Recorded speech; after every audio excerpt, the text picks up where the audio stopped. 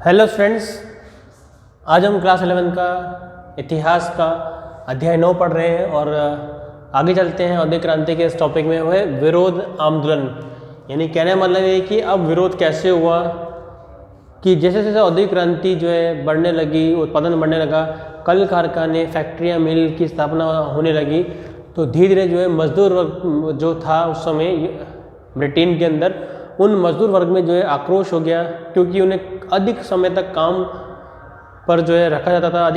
कई घंटे वो जो है 16-16 घंटे वो काम करते थे फैक्ट्री के अंदर, मिलों के अंदर, खानों के अंदर। उसके बाद उन्हें कम वेतन मिलता था। तो इस तरह से जो है अब धीरे धीरे क्या हो रहा है, विरोध आंदोलन, यानी औद्योगिक क्रांति का विरोध भी हो रहा था, और खासकर मजदूर वर्ग।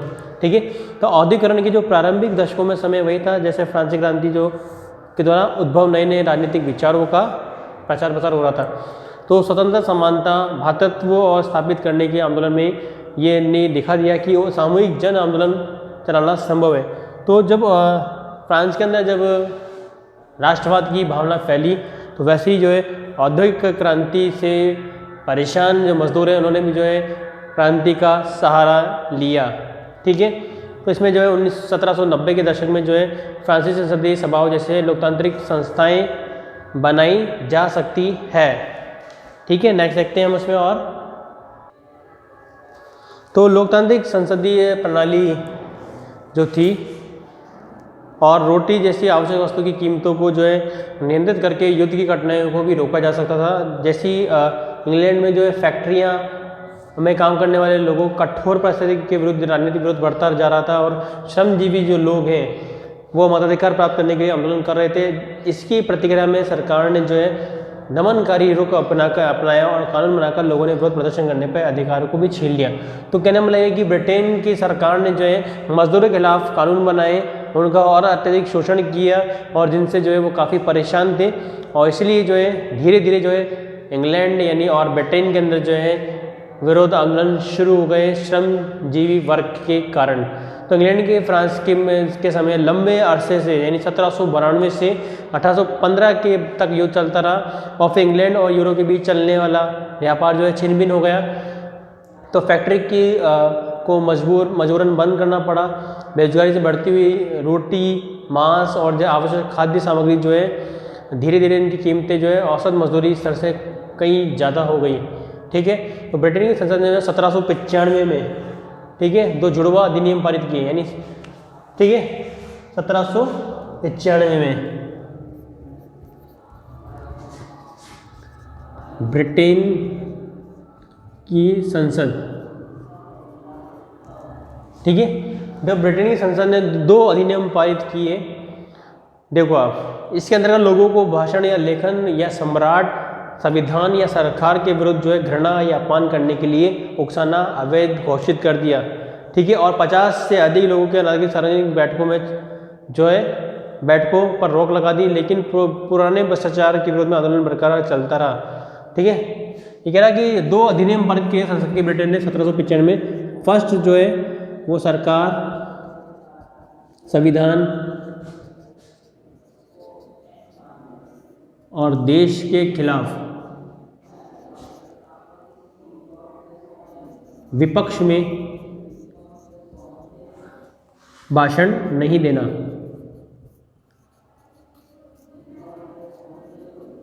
ठीक है, दूसरा क्या था, 50 से अधिक व्यक्ति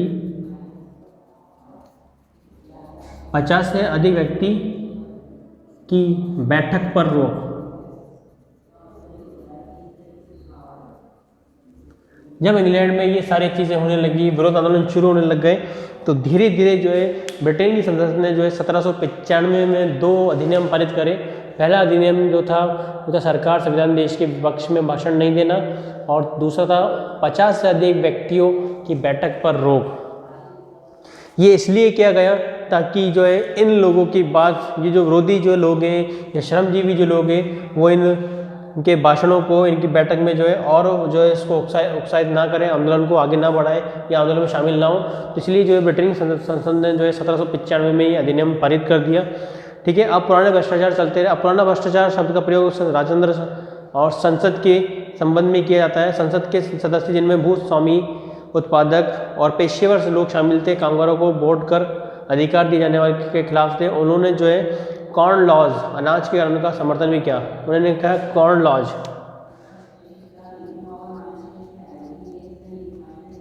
यानी अनाज कानून, कॉर्न लॉज,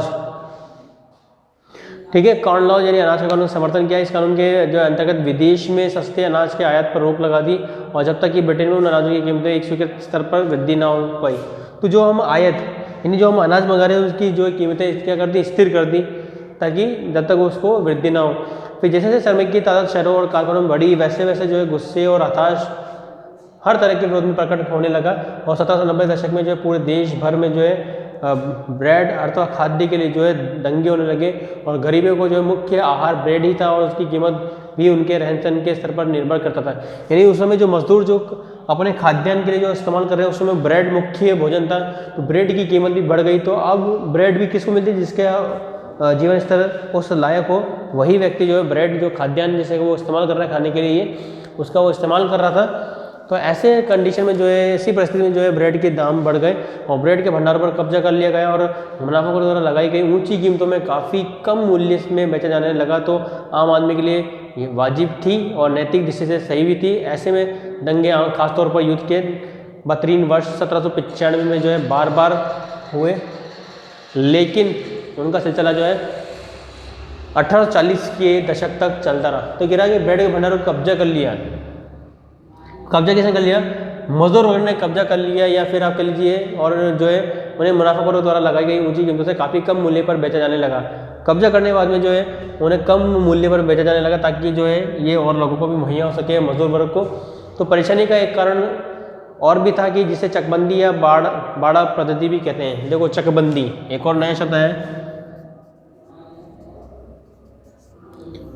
या फिर बाड़ा बंदी, चकबंदी या फिर बाड़ा बंदी या बाड़ा पद्धति भी कहते हैं इसको, ठीक है। ये भी एक सबसे बड़ा परेशानी का कारण था, ठीक है। तो 1770 के दशक में जो है छोटे छोटे जो है सैकड़ों फार्म खेत यानी शक्तिशाली जो है जमींदारों के बड़े फार्मों में मिला लिए गए और इस पद्धति में बुरी तरह से जो प्रभावित हुए गरीब परिवारों ने औद्योगिक काम करने की मांग की, लेकिन कपड़ा उद्योग में मशीन में प्रचलन में हजारों की संख्या में हथकरघा बुनकर बेरोजगार होकर गरीबी की माल झेल करने के लिए मजबूर हो गए। तो क्योंकि उनका करघा मशीनों के मुकाबले नहीं कर सकता था। यानी कह रहा है कि जो किसान जो काम करते थे फैक्ट्री में कपड़ा व्यवसायी के यहाँ पर, उन्होंने क्या करा कि जब मशीनें आ गई तो मशीनें जो इनके हथकरघा से जो है काफ़ी उन्नत किस्म के कपड़े बनाने लगी और काफ़ी अच्छी मात्रा में जो इसका उत्पादन होने लगा। तो ये लोग भी क्या हो गए, बेरोजगार हो गए और फैक्ट्री में काम नहीं मिलने लगा, ठीक है। तो हम देखते हैं 1790 के दशक में जो है बुनकर लोग अपने न्यूनतम वैध मजदूरी की मांग करने लगे और संसद ने इस मांग को ठुकरा दिया। यानी अब जो बुनकर है, तो 1790 में जो बुनकर है इन्होंने क्या करा, कुछ डिमांड रखी अपने वेतन को लेकर, मशीनों को लेकर विरोध में कुछ अपनी मांगें रखी और ब्रिटेन की संसद ने इन बुनकरों की मांग को ठुकरा दिया, यानी इनकी बातें नहीं मानी, ठीक है। तो फिर यहाँ से क्या, जब वे हड़ताल पर चले गए तो जबरदस्ती जो है तितर बितर कर दिया गया। हताश होकर जो है सूती कपड़े के बुनकरों ने लंकाशायर और पावरलूम को नष्ट कर दिया, क्योंकि वे समझते थे कि बिजली के कार्गो में उनकी रोजी रोटी छीन लिए और नॉटिंगम में उन्हीं कपड़ा उद्योग में मशीनों की चलन का प्रतिरोध भी किया गया और इस प्रकार जो है लेस्टेस्टायर और जो है डर्बीशायर में भी विरोध प्रदर्शन शुरू हुए। तो धीरे धीरे हमने देखा कि ब्रिटेन के जो उन्नत जो शहर है, डर्बीशायर है, लेस्टेस्टायर है, डर्बीशायर के अलावा और बर्मिंघम यॉर्कशायर जो है, यहाँ पर जो क्या हो रहे हैं, विरोध हो रहे हैं। अब लोगों ने जो है पावरलूम की जो मशीनें उनमें आग लगा दी, उन मशीनों को नष्ट कर दिया, क्योंकि उनका ये मजदूरों का मानना था, बुनकरों का, कि इन मशीनों से जो है हमारा रोजगार छीना है, तो क्यों ना हम इसको नष्ट कर दें। तो ब्रिटेन के अंदर जो है हथकरघा मजदूरों ने, बुनकरों ने जो है इन पावरलूम मशीनों को जो है नष्ट कर दिया, इन फैक्ट्रियों में आग लगा दी और काफ़ी भारी मात्रा में जो है यहाँ पे जन आंदोलन होने लगा, ठीक है। तो हमने देखा किस तरह जो है जन आंदोलन हो रहा है। फिर देखिए यॉर्कशायर में ऊन कतरने वाले जो ऊन कतरने के ढांचे को तोड़ दिया गया और ये लोग जो है परंपरागत रूप से अपने हाथों में जो है भेड़ों के बालों की कटाई करते थे और 1830 के दंगों में फार्मों में काम करने वाले श्रमिक जो को भी उनमें लगाकर उनका धंधा चौपट होने वाला था, क्योंकि खेत में जो है भूसी के दाना अलग करने के लिए नई खलिहानी मशीनों का, थ्रेशिंग मशीन का इस्तेमाल शुरू हो गया और दंगाइयों ने इन मशीनों को जो है तोड़ डाला। परिणामस्वरूप दंगाइयों को फांसी सजा हुई, 450 लोगों को जो है कैदियों के रूप में ऑस्ट्रेलिया में भेज दिया। ठीक है, तो हमने देखा किस तरह जो है लोग जो मशीन, जो औद्योगिकरण का जो सूचक था मशीन तकनीक, लोगों ने जो है, जो लोग बेरोजगार हो गए मजदूर वर्ग या किसान, इन्होंने इन मशीन को नष्ट कर दिया है। चाहे वो पावर लूम हो, चाहे वो थ्रेशिंग मशीन हो, चाहे वो ऊन कतरने की मशीन हो, चाहे वो कटर हो, जो भी है, जो भी हम मशीन इस्तेमाल कर रहे हैं, जो भी हम तकनीक का इस्तेमाल कर रहे हैं मशीनों के द्वारा, उस मशीनों को जो है इन बेरोजगार लोगों ने उसको नष्ट कर दिया और धीरे धीरे वो इनको नष्ट करते गए। ठीक है, तो एक करिश्माई व्यक्तित्व वाले जनरल नेड लूड के नेतृत्व में जो है लुडिज्म नामक एक अन्य आंदोलन चलाया गया और इसमें एक अन्य किस्म के विरोध का प्रदर्शन उदाहरण था। ठीक है, अभी उदाहरण क्या था, लुडिज्म के जो अनुयायी मशीनों को तोड़फोड़ में विश्वास नहीं करते थे। यानी जो लुडिज्म ने जो आंदोलन चलाया, इनके मानने वाले लोग ये मानते थे कि मशीनों को नष्ट मत करो। ठीक है, देखिए आगे क्या होता है, बल्कि न्यूनतम मजदूरी, नारी बाल व श्रम नियंत्रण, मशीनों के आविष्कार के बेरोजगार हुए लोगों के लिए काम और कानूनी तौर पर अपनी मांगे पेश करने के लिए मजदूर संघ ट्रेड यूनियन बनाने के अधिकार की मांग करते रहे। तो जो लुडिज्म एक नाम आया है, लुडिज्म। ठीक है, ये लुडिज्म क्या है, 1811 से 17। ठीक है, इस लुडिज्म ने कहा था कि हमें मजदूर संघ यानी यूनियन ट्रेड, इस लुडिज्म ने जो है कहा कि हम मशीनें मत तोड़ो, फैक्ट्री में आग मत लगाओ। ठीक है, अगर हमें हमारी मांग को पूरा करना है तो हमें हमारी मांग को रखने के लिए विचार जो है हमें स्वतंत्रता दी जाए, हमारी मांगे हम रखें, ताकि जो है जो बेरोजगार हुए हैं जो इन मशीनों के कारण, उन बेरोजगार व्यक्तियों को जो है अपने अपने जो है विचारों को रखने के लिए, अब कानून बनाने के लिए जो है सरकार को मजबूर करें। तो औद्योगिकरण के प्रारंभिक वर्षों में जो है श्रम जीवन के उनके पास कठोर कार्रवाई, जिनके जीवन में फेरबदल होती रही के वर्षों में श्रम जीवन के पास उन कठोर कार्रवाई में चलता रहा। तो धीरे धीरे हमने देखा कि किस तरह जो है जन आंदोलन होने लगा इंग्लैंड और ब्रिटेन के अंदर। ये सभी जो आंदोलन हैं ये कैसे, क्यों, क्योंकि इस औद्योगिकरण ने जो है कई लोगों को बेरोजगार कर दिया।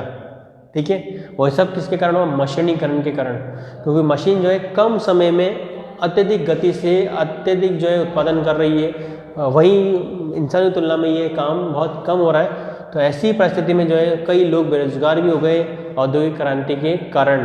कई लोग जो है अपना जीवन यापन नहीं कर पाए, महंगाई बढ़ गई और खाद्य सामग्री भी नहीं मिल पाई, और शहरों व गंदी बस्तियों के अंदर जो है श्रमिक वर्ग जो है, मजदूर वर्ग जो है वो रहने के लिए विवश हो गया और उनके पारिवारिक जीवन का जो सुख उन्हें नहीं मिल पा रहा है और वो अपने परिवार के साथ समय नहीं बिता पा रहे, क्योंकि उनसे 16-16 घंटे जो है काम करवाया जा रहा है फैक्ट्री के अंदर। उनके को बच्चे जो है वो कुपोषण के शिकार हो रहे हैं और इससे उनकी मृत्यु भी हो रही है कम आयु में। 4 से 5 साल का जो है मजदूर का जो शिशु है, बच्चा जो है वो मर जाया करता था बीमारियों के कारण। तो इस तरह से तमाम ऐसी जो समस्याओं के कारण जो है ब्रिटेन में जो है विरोध आंदोलन शुरू हो गए मजदूर वर्ग के कारण।